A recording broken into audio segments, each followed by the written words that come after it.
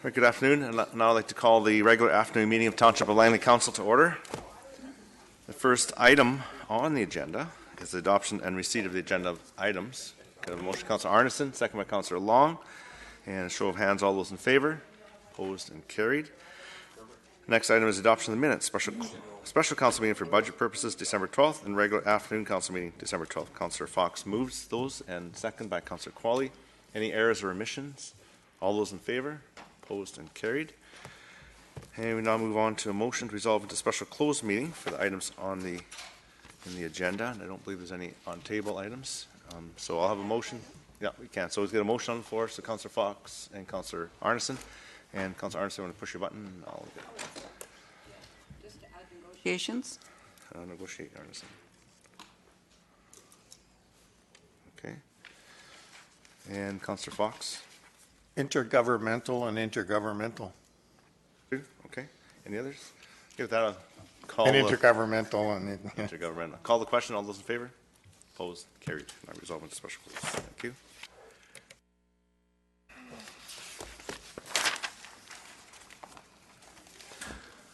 All right. Good afternoon. Now I'd like to reconvene the regular afternoon meeting of Township of Langley Council. There are no presentations, but there are delegations. And the first delegation is Ms. Laura Luden from the Langley Healthy Community Partnership. Can you please come forward? Thanks, Laura. And go ahead. Excellent. So, Your Worship, Mayor Froese and Council, thank you so much for allowing me to come speak today on behalf of the Healthier Community Partnership and our Poverty Reduction Task Group. I'm joined today by some of our community partners. So we have David Thiessen from the Township Libraries, Barb Stack from the Division of Family Practice, Janet Burden from Stepping Stone Community Services, and Sherry Baker from the BC Community Response Network, as well as the Township of Langley Senior Advisory Committee. So why we're here today really is to show our support for the social planning budget item for this year's draft budget. We're thrilled to see this included, and we hope that this will make the final budget. And we just want to speak today just around how we think this position will, or this position might benefit the work happening in communities. So first, I just want to acknowledge the leadership that's been shown by this council so far around social issues and the social infrastructure of our community. And first off, the initiatives that you have, such as community grants, age-friendly strategy, and subsidized recreation are just a couple of the examples of the leadership and how well this council really cares about the social fabric of our community. And of course, your continued commitment for the Healthier Community Partnership. It's been a pleasure to work alongside council and some staff towards it, as well as our other community partners. We've had some great success there.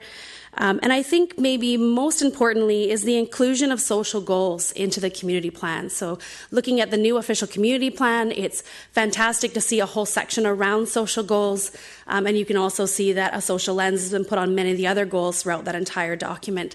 And then, of course, for quite a few years now, the Sustainability Charter has also included those social goals. And I think what is so fantastic about all those plans is that we as community partners share in those goals. We want to see that our social fabric of this community is well supported and that we're all working in the same direction. And so really want to work alongside the township to do that.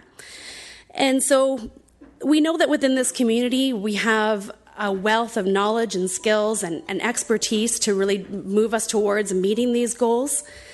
And we try to do our best through our established partners, through the Healthy Community Partnership, through various committees that are all working hard in this community on a number of different issues.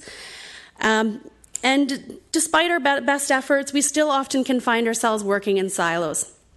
And so how do we better focus our efforts? How do we utilize our community strengths better? And really start to find efficiencies, use our time and resources more wisely to really start to move the needle on issues such as poverty or homelessness, mental health, food security, just to name some of them that are out there. And so at the Poverty Reduction Community Forum we held back in September 2015, it was suggested at that time that the municipalities could benefit from having social planners. And so we wanted to do our due diligence as the Poverty Reduction Task Group to explore this suggestion further, to see how having a social planner might actually benefit the work in communities, and would it be a smart investment And so we enlisted the help of 4 students, third-year nursing students from Kwantlen, and they helped us reach out to other social planners and community partners from across our region to talk about what their role is like and hear some of the stories on the impact they've had in the community.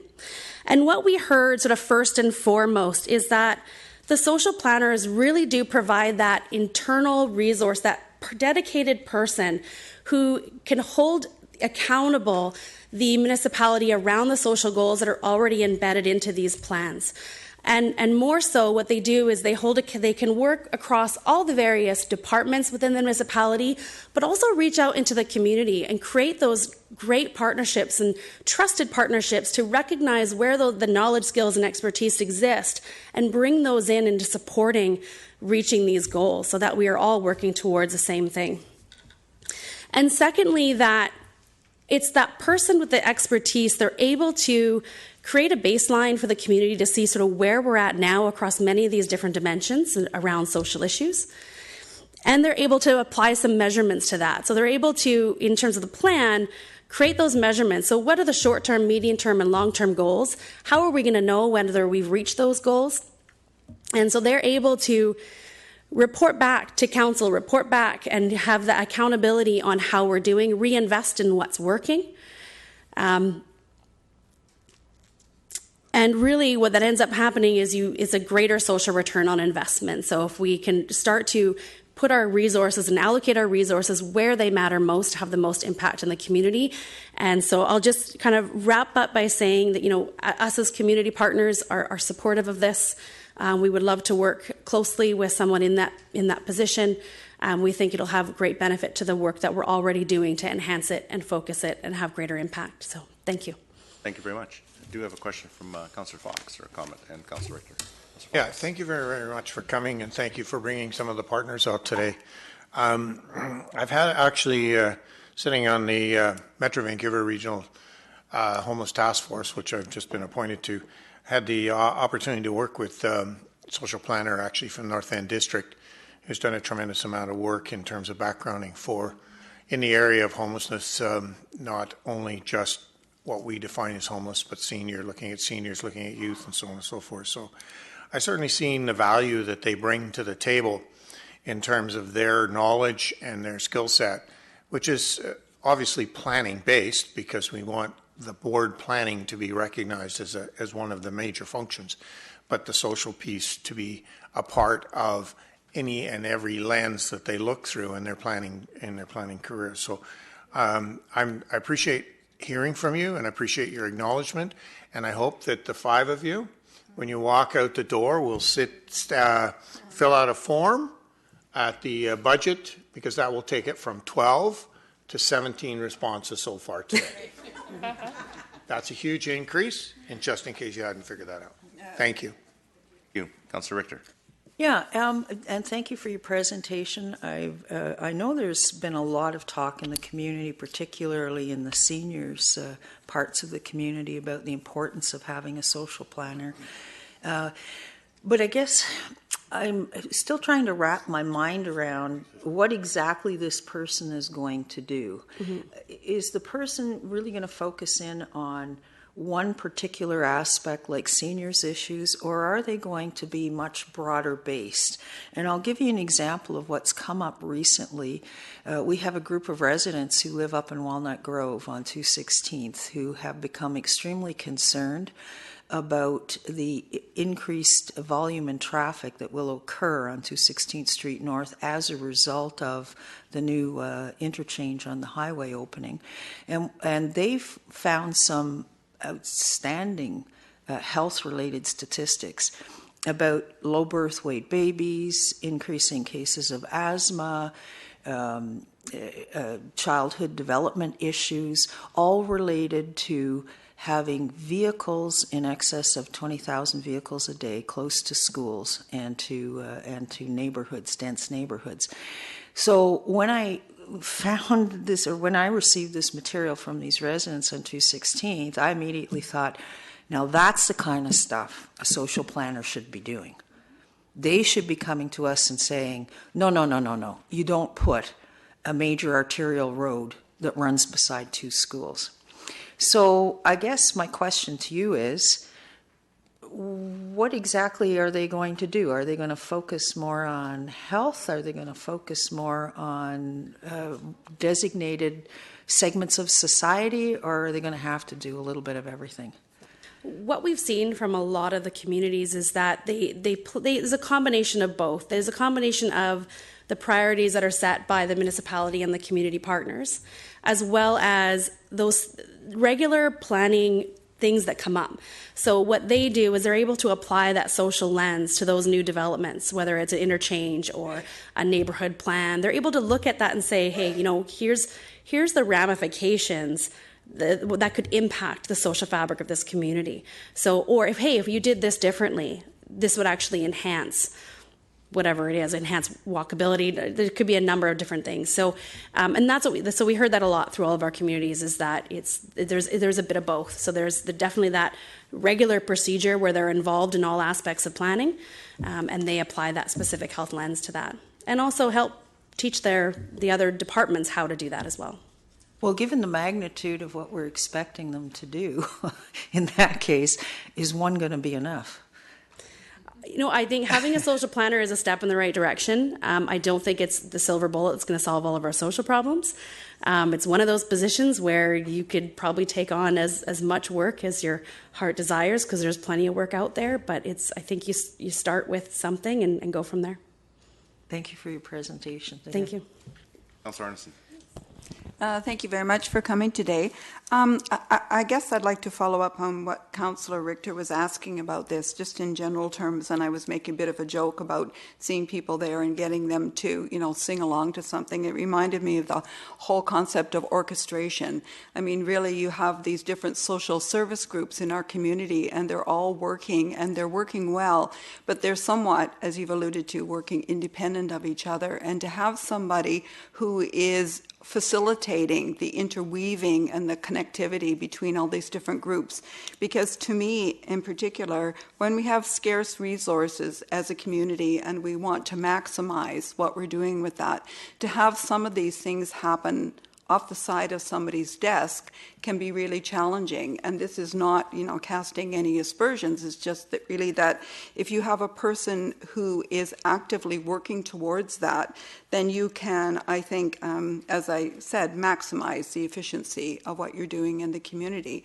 And so I really think that this proactive approach is going to be very effective. So fingers crossed. Thank you. Okay, thank you very much for your presentation. Thank you. Thank you for coming out. Thanks.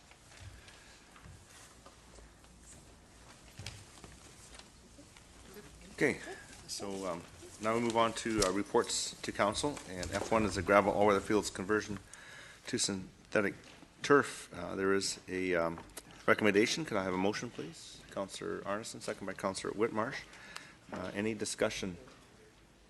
Any discussion on F1? Oh, sorry. So, okay, Councillor Davis. Is there a, sorry, I'm just wondering, the place I can only find that with the, page 19, sorry. I guess the question through the staff is, who runs the schedule for the available field time? Like if, I know we have the football and the soccer now both, like the more money you give, the more clout you have. Who keeps care of the scheduling? Like, is that what we do? Your worship, to Councillor Davis, yes, Parks Administration takes care of field scheduling for all sports user groups on those fields.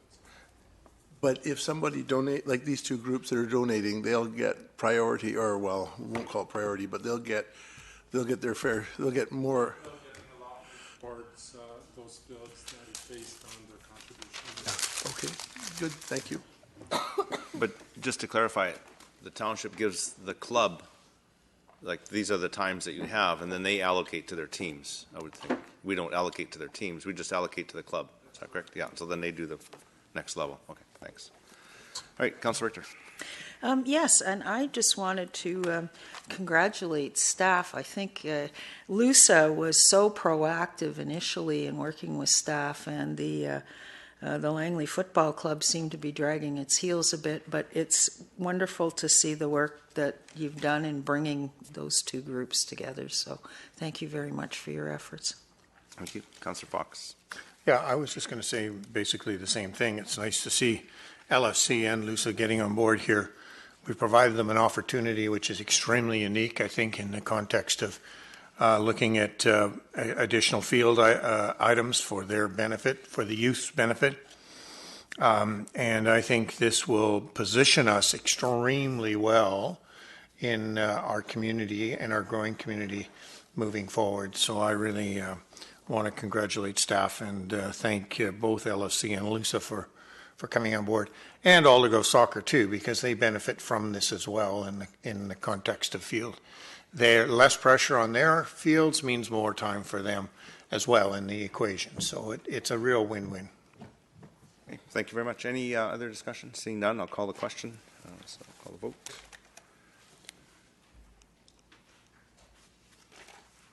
Carries unanimously. Move on to F2, and that's the 2017 budget additions and pre-approval request. They are listed there. A replacement of a 2014 tractor, integrate recent grant award into budget, and pre-approval of select 2017 capital projects from the report. Councillor Long, seconder. Councillor Arneson, discussion. Councillor Richter.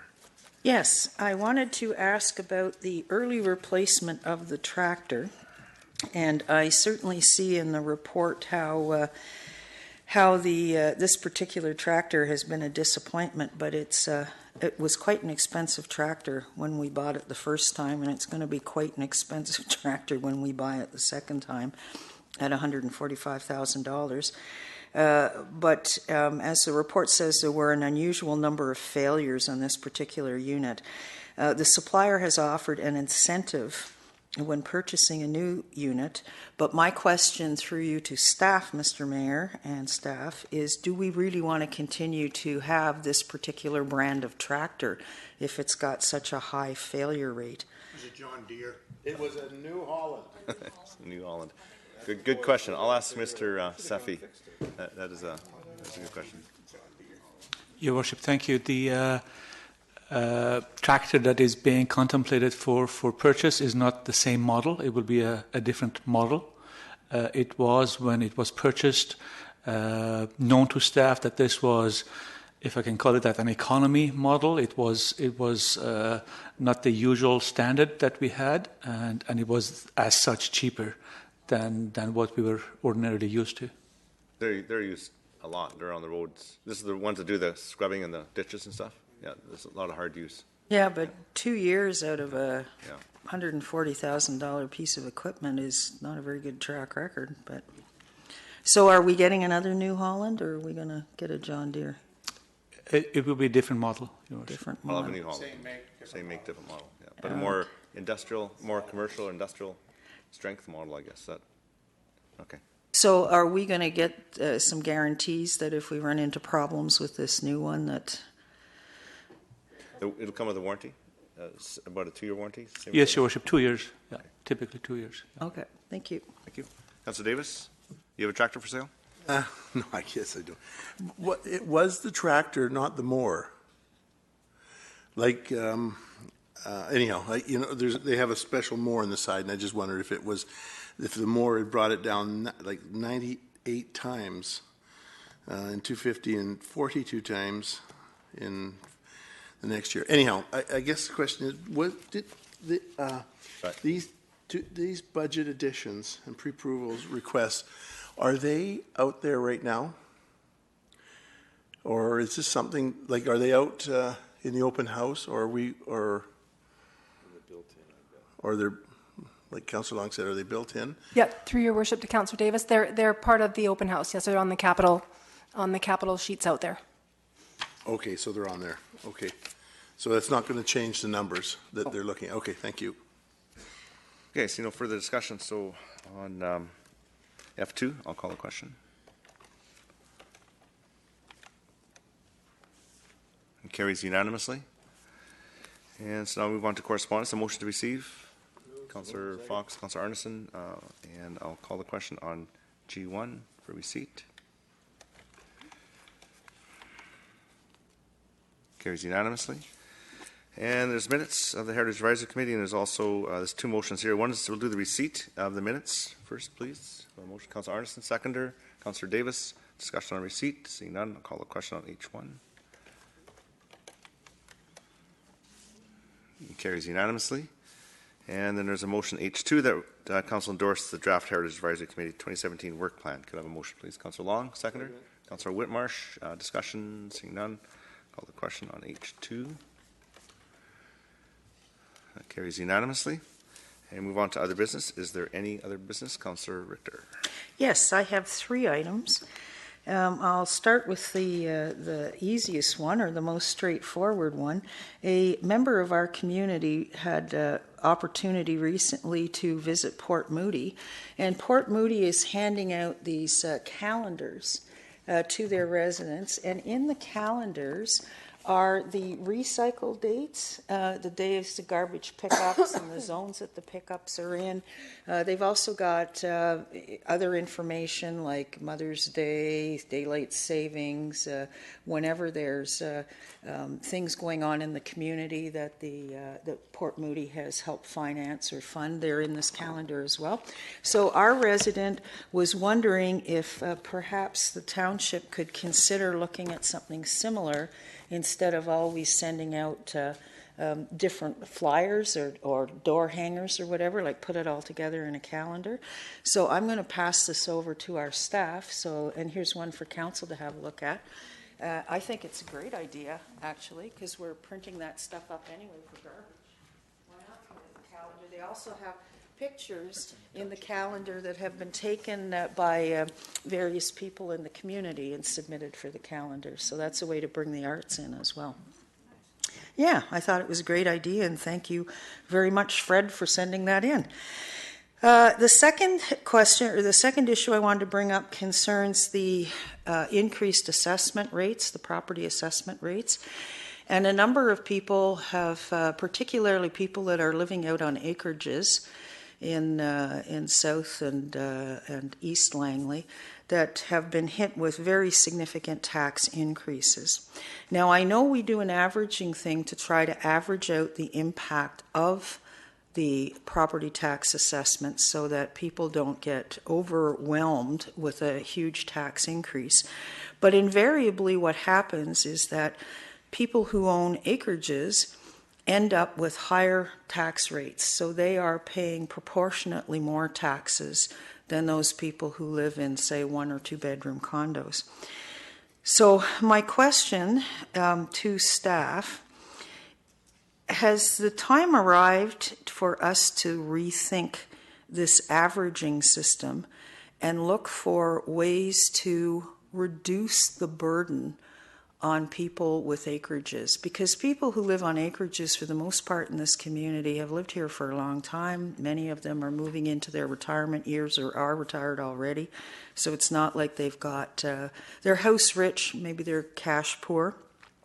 And it just seems unfair that they should have to pay more taxes year after year after year. And is there a way that we could try to minimize that? So I wonder if Mr. Backen might have a comment or two on that. Back. Thank you, Your Worship. I think Ms. Sinclair will also have some comments. The issue may be independent of averaging. The issue of averaging really just means that if there's been an increase in taxes, increase in the assessments overall, it means then that we try to build that in, and therefore, unless it's been an increase above that of the average, there's no additional tax burden. As we've explored about how to try to eliminate that, again, if we simply eliminate the averaging process, that just means there'd be more revenue collected, or there'd be more of the levy would be against the entire amount of the increase, not just the average amount of the increase, which even if we decreased the revenue that we sought to achieve would still lead to the large acreage property owners paying more than under the averaging system. So from that, we've tried to say, well, then, is the issue really the averaging system, or is the issue subclasses within the residential category? As you're aware, if we're actually doing assessments based on the land use type, industrial, commercial, institutional, or residential, they all have different mill rates, different factors that we can look at to try to change the rate of tax or to increase more from one sector. In looking at the actual residential sector, there's many subsectors within the residential sector, such as condominium, multifamily, residential parcels, and large lots, whatever they may be.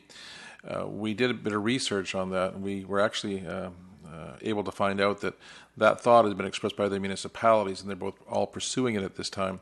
Many are pursuing it at this time, as to trying to have a subclass system within the residential category. So if you will, there could be different mill rates levied as against all of those categories that exist. Now, it appears that that would require a change in provincial legislation. We couldn't do that on our own, but there is a growing momentum out among the other Metro Vancouver municipalities to have a look at that. So that would mean I think the City of Langley made that suggestion to UBCM. It was unsuccessful in terms of being a recommendation of UBCM to the province. But I know Richmond and I believe a couple of others are trying to look at that. Ms. Sinclair, do you recall, or can you perhaps elaborate a little bit in terms of how that process would work and who's looking at it?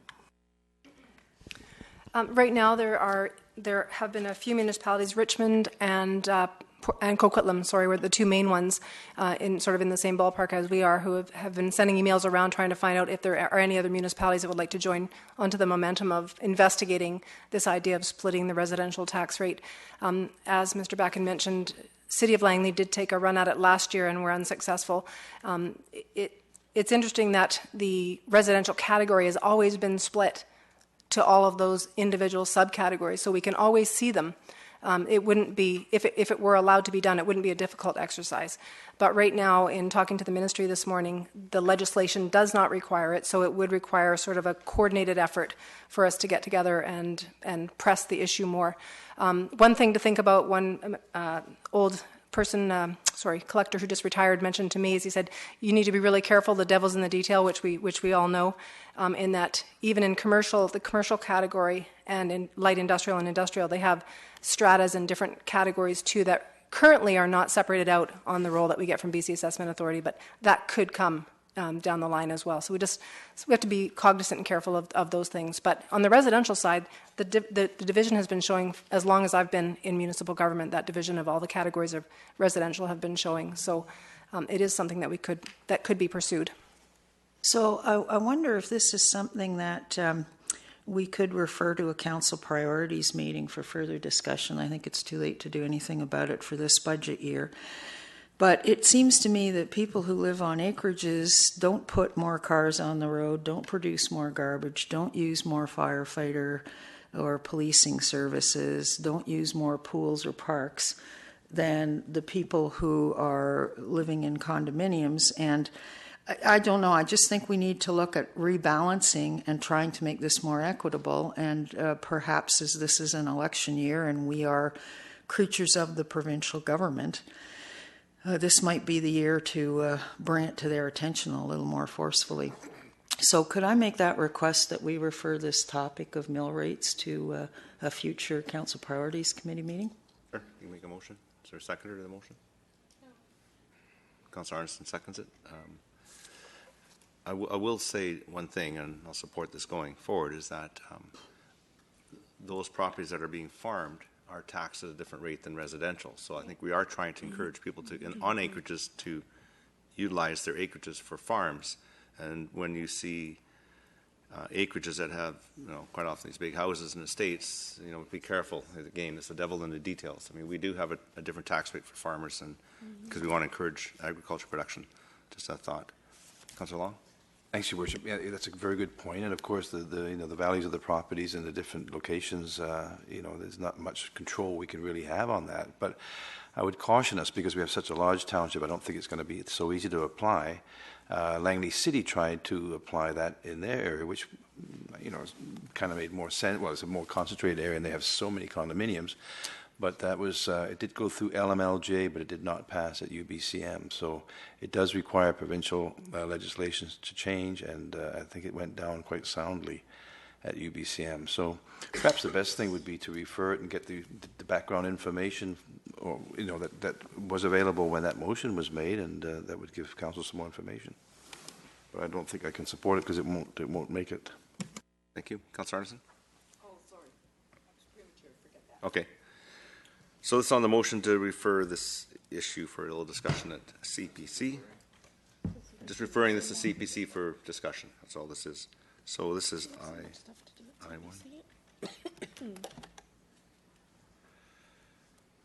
And call the vote. Councillor Qualley, Councillor Davis opposed. Or sorry, Councillor Qualley, Councillor Long opposed. Otherwise it carries. Thank you. Oh, I'm sorry. I guess the vote changed that. Here, I'll put you back on. There you go. Is the whole issue around snow removal. And I know our staff worked very hard over the holidays, but people are extremely frustrated with or were extremely frustrated with the road conditions out there.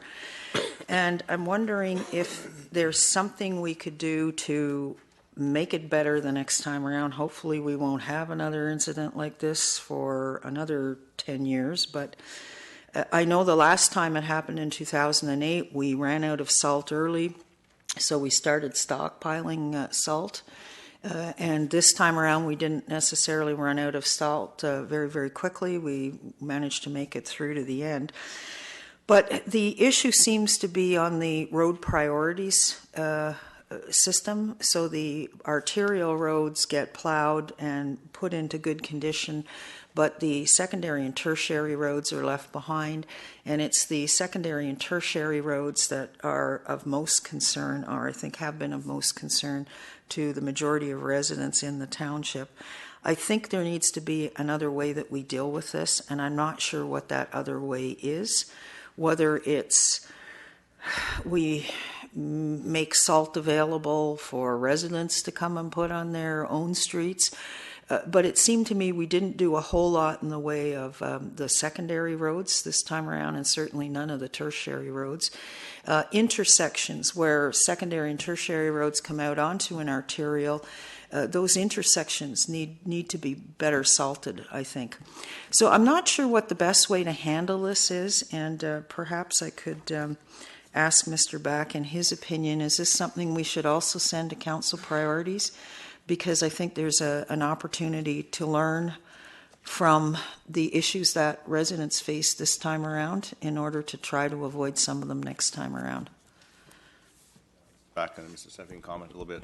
I know this snow event, ice event, again, like all the weather events we have in the Lower Mainland, had its own unique properties, and I know I had some discussions with staff throughout the event on road clearing, and certainly Mr. Seffi and I had a good chat after about lessons learned, and I think staff have seen some of the problems, but also we're at the mercy of the weather and just the way this snow event happened, where it came down, plow went through, still snowing, car goes through, packs it, turns into ice. It was a pretty unique system, weather system that we had. So, but Mr. Backen, perhaps you have some further comments. I know and I'm looking through the snow removal policy at the different dates that it's been revised. It seems, 2008 certainly was a big snow event, 2009, big revision. We just revised it again. So we always learn from it, but is there anything more that we can do? I guess there's always more that can be done, Your Worship. The referral to CPC might be wise to remind ourselves in terms of not only the priorities, but the assets we dedicate towards it. Quite often we have the issue of, are we dedicating enough assets to it? And right now, Mr. Sepe can correct me, but there was over 20 vehicles in play at any given time. Could we go to 40 vehicles? We certainly could. It's just a matter of costing and the implications of that and what we do with those vehicles over the summer. So it's a challenge in terms of the equipment. We've also tried private contractors. The contractors tend to have a good start, but they then tend to do some damage to the roads because they're not familiar with some of the curbs or the center lines that we have to deal with. So it can actually have a protracted effect. So for that reason, dealing with some of the pros, the cons, and the costs, we could actually have a further discussion. Mr. Sefi, did you want to say anything further? Your Worship, thank you. I guess just to reiterate what Your Worship has already stated, and Mr. Backen as well, the policy that we have is based on experiences gained over the years, the most recent one being 2008, 2009. The policy that we have is based on a priority system that is in consideration of the resources, and those resources include not just equipment that Mr. Backen referenced, but also the staffing as well as storage capacity. And certainly we learn from each experience. I'm not sure if there needs to be a policy amendment, but just in terms of how the resources are managed in terms of preparedness. In this particular case, again, as you mentioned, Your Worship, there were some challenges with beginning with, I guess, the accuracy with which the conditions were predicted. We always have that with weather forecasts. Then the second sort of challenge we had was with the intensity and the variety of the types of events that occurred, with initially a snow event, followed up with I guess some rain that washed some of the brine off the road, and then followed with freezing conditions and a heavy snow event to follow. And then ultimately the other challenge that we had was the timing, being the holiday season where a number of staff were actually on vacation, and it was in that sense a bit more challenging to manage. Beyond that, really, is a matter of how much resources is Council wishing to dedicate, and what level of service is Council deeming to be adequate and acceptable for the public.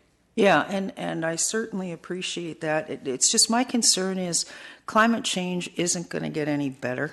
It's going to get worse. We're going to have more extreme weather scenarios, and for us, what has happened over the last 6 weeks has been extreme weather for Lower Mainland. But I appreciate in the report to Council that engineering did on January 6th, the first priority routes are arterials, major collectors, school zones, bus routes, and hilly areas, and these are serviced on a continuous basis. What concerned me in this report was the last sentence there that said first priority routes are further prioritized based on a number of different factors, including volume of traffic and area topography. And the subsequent policy, which, by the way, Council approved on May 30th this year, doesn't give any subsequent factors like volume of traffic. It basically says first priority routes are maintained until conditions are under control. Only then are resources redirected onto second priority routes. And once the second priority routes are under control, then resources may be redirected to third priority routes. So when we looked at what happened, particularly on December 31st, January 1st, the roads west of Murrayville, the major arterials, were well maintained. But the major arterials east of Murrayville were horrible. They were like in secondary and tertiary conditions. And I think we need to make sure that doesn't happen again. I'm thinking of 248th Street in particular because I happen to live close to there and use that. But 248th Street is a major arterial. It's got a school on it. It's got a fire hall on it. It is a truck route, and it should not have been in the condition that it was in. And the fact that it was in that poor a condition cut a lot of residents off that live in the North Otter and area up there, and made traveling even more difficult and hazardous for them. So I think there are things that we can review and we should review. I think that there are other things like volume of traffic. Why should, if the people out in the rural areas are paying more property taxes, why should their roads be less well maintained than the roads that are in the higher density areas? I mean, we've just had to talk about taxes and assessed property values. So again, this one is about equity, this one is about preparedness, this one is about safety, and I really don't want to be caught, I don't want the township to be caught in this situation again. So I would like to refer this matter to council priorities for further discussion. Secretary, Councilor Arneson. Discussion on referral. Councilor Qualley, was this on a different matter? You pushed the button? No. No, I just wanted Go ahead, I don't want to Councilor talk about the referral, but I guess I do. Yeah. I just think rather than sending it back to council priorities, because we do have a lot on our council priority list for the next year or so, I just wonder in the messaging that we're doing, maybe through emergency preparedness, that around October, we remind the residents that there's potential for a snow event in the next 14 weeks, and maybe they should start to plan to be self-sufficient.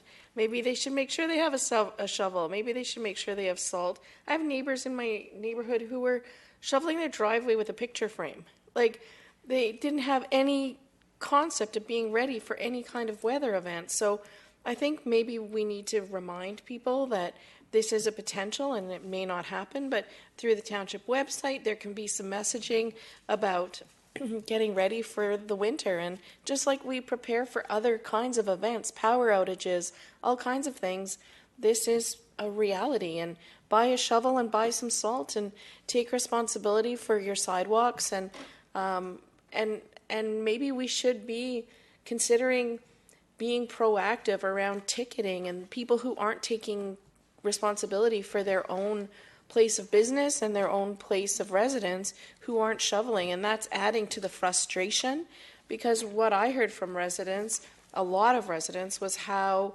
exceptional they thought the work the township was doing in keeping the roads safe and clear. So I heard a lot of compliments about the condition of the roads, and so I don't know that the majority of the township was upset about the condition of the roads. I know certainly some people were, but I think people need to also take some responsibility on themselves, just like they do with power outages when they buy a generator. So maybe that can go into some messaging that we're doing in the fall and early winter, reminding residents that they need to take some accountability in this too. Thank you. Councilor Long on the referral. Yeah, thanks, George. As you mentioned earlier, every time an event happens, we have a discussion and we have another look at the map. So it wouldn't hurt to do that, and staff can explain to us and show us on the map, so where things are. But I want to take the opportunity to thank staff. I know we got nailed with all kinds of things, and there were some explanations given, but a lot of our staff worked really, really hard to do the best they can, and sometimes it's never good enough. But I think it should be recognized by the council that we appreciate the work that they do. Thank you. And getting a presentation wouldn't hurt, so that we all understand what the routes are and how it works. Good. Thank you. Councilor Richter. Yeah, and I don't dispute the need to do more public announcements on an awareness front. However, I do think that there are things that the public is doing out there that makes things worse than better. For example, out in the area where I live, there are people that have snow plows on their tractors, and they plow out their laneways and dump the snow on the sidewalk. So you can't get through the sidewalk. If you're going to plow out your laneway, good, but pile the snow that you're taking out of your laneway on your property, not on public property, as one thing. So, yeah, I think we need to have more of a discussion. I'm sure we all witness different things. Aldergrove was in particularly bad shape, 32nd, 29th Avenue. So I'm sure that there are a fair number of residents in the township that were adversely affected in some way by this past snow event. Thank you. So, for discussion, I know one thing, the snow fell at different rates in different parts of the community too. Our farm up North Otter, higher elevation. Yeah. And somehow Fort Langley got more snow, but then you go to Willoughby and some of those other places, less snow. So really a strange event this time. Okay, I'll call the question on the referral.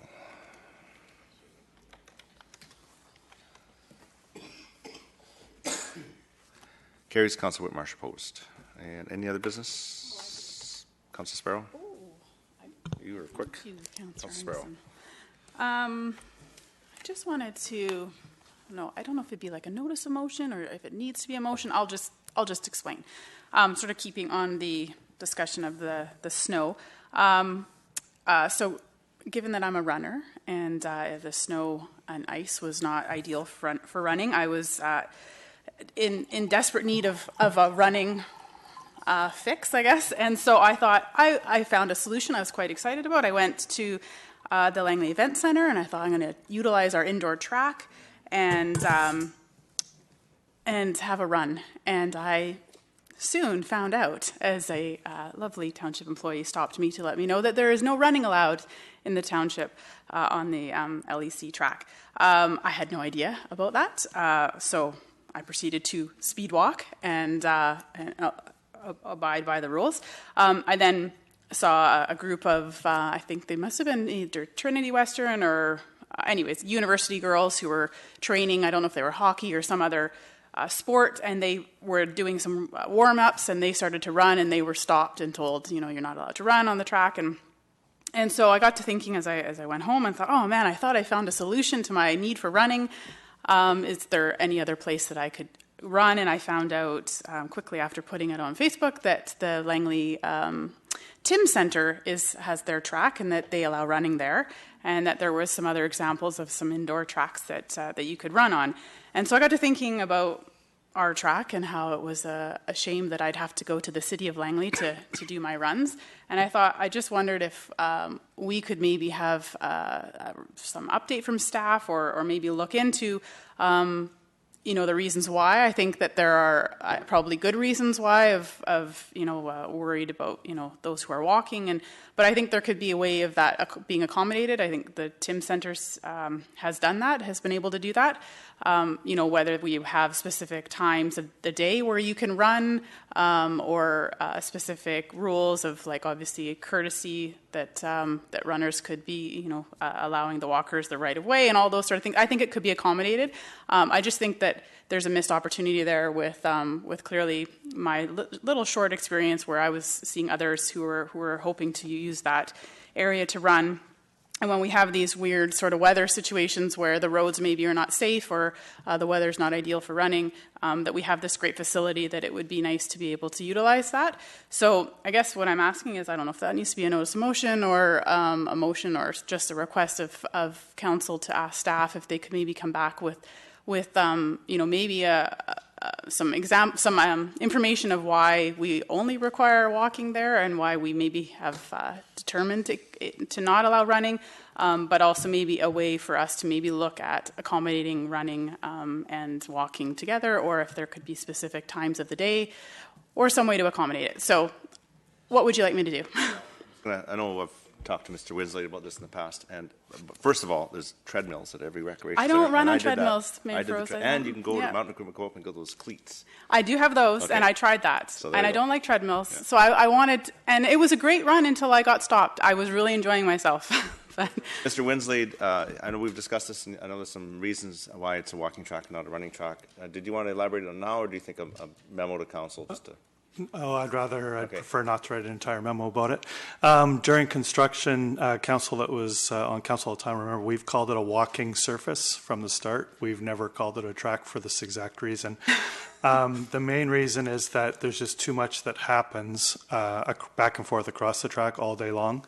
With the banquet hall there, for example, with the food and beverage, with all the different people coming and going from different parts of the building. Not everybody runs at the same speed, some sprint, and in different trials, as suggested, of allowing people to run at different times, and that we've had some near misses and actually a few collisions. And so we've just gone back to sticking to the walking surface concept, because it's a better fit for what's happening in the facility. Somewhere we're currently planning the Aldergrove Credit Union Community Center, as council knows, and there we likely will allow running in different controlled environments, because there isn't any cross uses of the track. So that's the primary reason. If council would like a memo and more details, we could do that. But no, I appreciate that. So the concept, though, of having a certain time of day where maybe there would be clearly not that cross use, and there could be set times for running that would be allowed, has that not been something that could be considered? probably worth taking a look at. Again, the greatest challenge, again, with the walking surface at the Langley Event The walking surface, yes. Sorry. is that every day is different. So it's hard to be able to say every Tuesday is running time, because some Tuesdays there's a junior hockey team practicing, or there's a special event going on, or a trade show, or and communicating has been a challenge. People get used to coming on a regular basis. So tried to avoid regular times. That goes for ice time and gym time and walking surface times. But having said all that, I'll talk to the staff there and take a look at it again and see if they have any suggestions. Yeah. I think there could be some rules in place that that there would be some courtesy of how you would partake in running on that surface versus walking. Yeah. I think it just, especially, or even in certain circumstances where we have these extreme weather events where, running outside is not safe, that there could be some type of accommodation for that, that sort of thing. Or I could just go to the city of Langley and run there where running is freely accepted. Yes, or Aldergrove. I think looking at situations like the weather and that is probably pretty realistic, where there are situations maybe we should have designated things. The other, depending what time of day you were there, it's fairly heavily used. There are a lot of people who use the walking service that have attendants and have different needs, some accessible but more physical, mental need supervision, and so they don't walk in straight lines. Yes. And so that's a real positive for the community, for those people to be able to go there, but just another kind of conflict. But I think, and definitely we'll look at, snow as a good example, or certain days and times, and I'll talk to the staff there. Okay. Oh, that's great. Thank you. I appreciate that. Councillor Arneson. Yes, thank you, Your Worship. I hope I haven't missed this somewhere, but my inquiry was having to do with beaver control in the Township of Langley.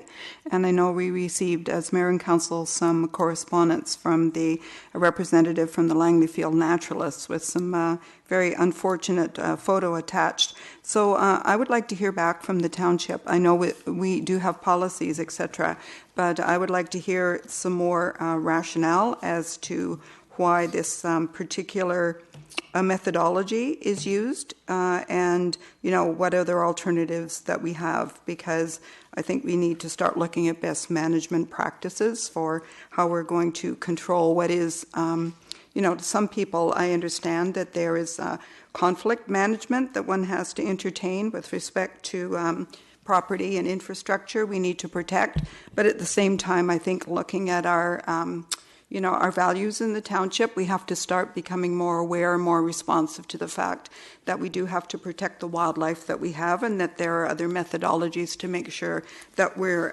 not necessarily decimating the beavers in one area.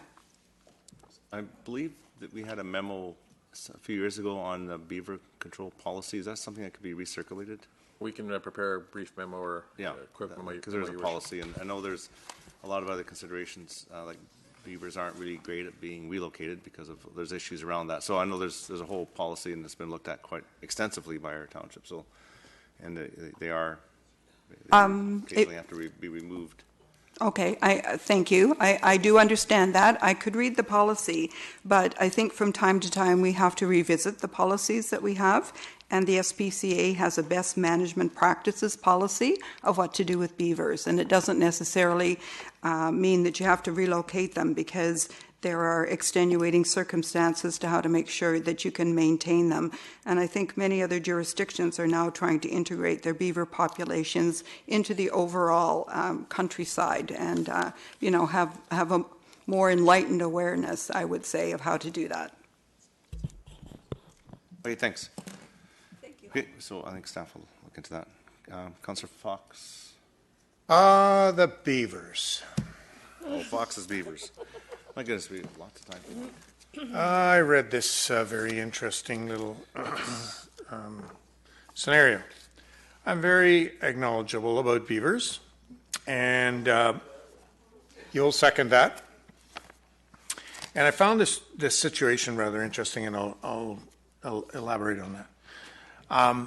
Okay, so this I understand this was up in the West Creek headwaters. So says that the township was involved in this activity. I guess my experience is that the township doesn't get involved in this activity.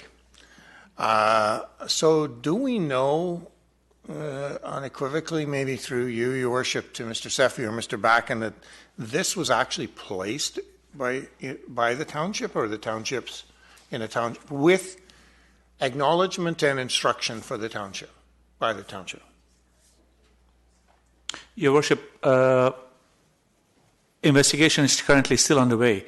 Having said that, I can confirm, and we can provide council with more information as part of a memorandum, that the township as well as the landowner have retained the services of a contractor to look at beaver management issues in that area.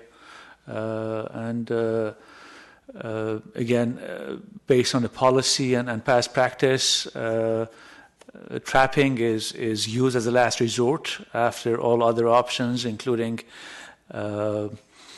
wrapping of trees, including installing levelers to control the water level.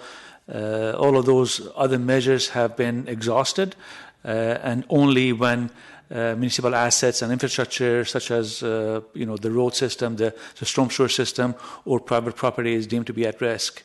And that was the case in this case. And again, we can provide more information to council as part of a memorandum. Thank you.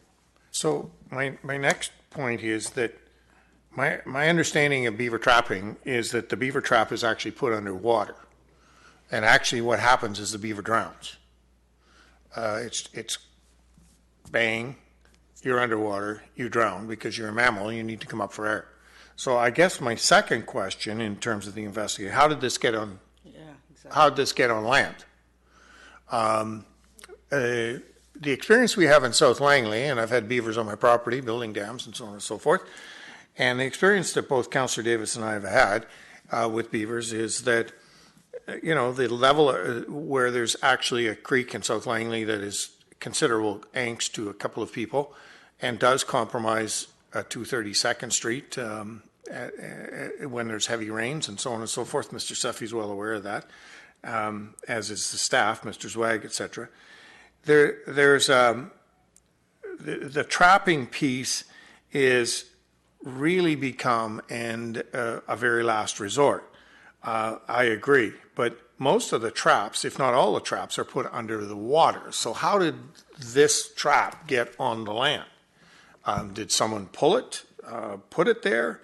In theory, this beaver should never have been seen or sniffed out by a dog because the trap would be under the water.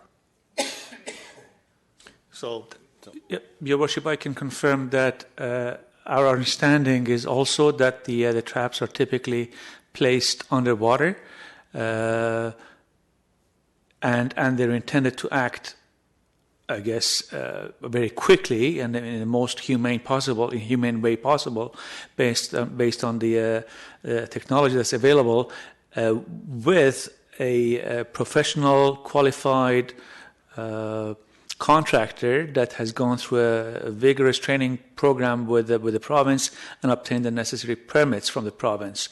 So they have to be licensed and burying, I guess, or putting the trap underwater is part of the requirements that they go through. And in this particular case, the early indications are that the traps that were set may have been tampered with by individuals that, again, are still to be confirmed. So who's doing the investigation? Is it our staff or is it the Ministry of the Environment, or who's doing the investigation? Well, staff is involved, but it's primarily the contractor who is a professional environmental consultant whose equipment and whose license could be compromised and could be at stake and jeopardy, who's actually leading the investigation. Okay, I'll end my conversation there. So when we get the report back from the investigation, we will get a copy of it. Okay, thank you. Councillor Richter? Yeah, I want to add my voice to this as well. I agree with both Councillor Arneson and Fox in requesting a report. I thought this was particularly cruel and unnecessarily barbaric. And when I saw the picture, the first thing I thought was how insensitive that you would put a trap, probably with food, on snow, that this thing could walk up and get caught in. Like, that's just cruel. This time of year, there's no food for them anyway. Everything's frozen. So whoever the contractor is that's doing this, I question the credentials, and I would also like to request the council or the township look at finding other contractors with more humane ways to euthanize beavers, because what was done here was not humane. It may be Thank that you, Your Worship. We have to clarify. trap was The trap non-violent. wasn't placed by the contractor. It was relocated, so that's why there's a regulatory issue here. It could be an offense that was committed because the demise of the beaver was unfortunate, but it wasn't done by the trapper in that way. It was done by a third party that intervened and relocated the trap. That's part of the ongoing issue. There's an issue of civil liability and regulatory liability that we're trying to observe but not be part of. Yeah, and I'd also like to know what is the push to have this area drained right now? It doesn't make any sense to me. Separate issues, but I don't believe it was the contractor that put the trap on the land. It was done properly. However, that's why the investigation's ongoing. If anybody knows who tampered with that trap, it should be brought to our attention so that appropriate enforcement action can be taken, because you're right, it shouldn't be done, Councillor Richter. It should be done properly, and somebody's tampered with it. So it seems to be the preliminary findings. Is that right, Mr. Sefi? Okay, thank you. All right, is there any other business? Yep. Seeing none, Chairman. Oh, Councillor Long. Councillor Long. Trying to get my gadget to work. Nuts. Well, anyway, I wanted to congratulate Chief Gamble here. I had all the wording here, and I've lost it. Maybe you can remember what award he got, but he's a doctor now. And being awarded. Well, he's got a special doctorate degree or applause. recognition by the Justice. And I'm sorry I had it right here, but I didn't. Maybe I still do. Well, we always did, but I think we should recognize it and congratulate him. Okay, I have it now. He has been conferred a Doctor of Law degree, honoris causa. Right? Congratulations. Yeah. For What does that mean? your work in safety and fire prevention and all the work that you've done for nationally and provincially and locally. So thank you. All right. Now I'll take a motion to Termination. Councillor Davis, second by Councillor Sparrow, and all those in favor, opposed, carried.